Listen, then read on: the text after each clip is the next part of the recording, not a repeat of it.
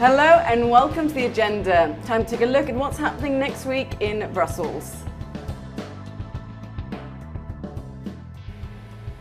Have David Cameron's protestations over a €2 billion EU budget bill left the UK cruising for a bruising?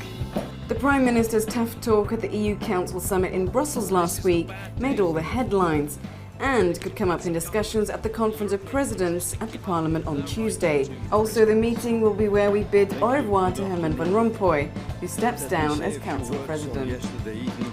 From party political presidents to a head of state, as the President of Colombia comes to the Parliament. Colombia is an important South American ally for Europe. A trade agreement that came into force in 2013 saves us €500 million in tariffs. Juan Manuel Santos Calderon will meet with President Schulz, and then later he'll attend a meeting of Parliament's Foreign Affairs Committee, following the events on Tuesday.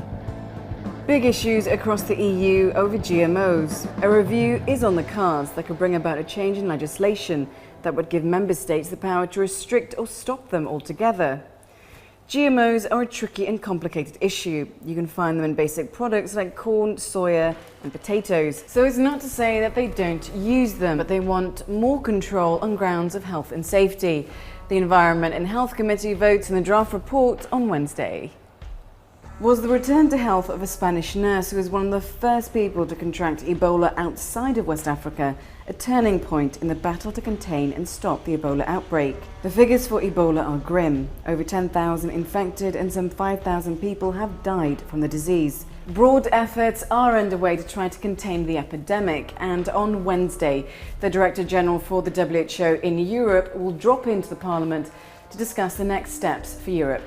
And finally, a leading expert on climate change comes to the Parliament on Tuesday. Dr. Rajendra Pachauri, who chairs the Intergovernmental Panel on Climate Change, will present his report in the run-up to the Climate Change Conference in Peru in December.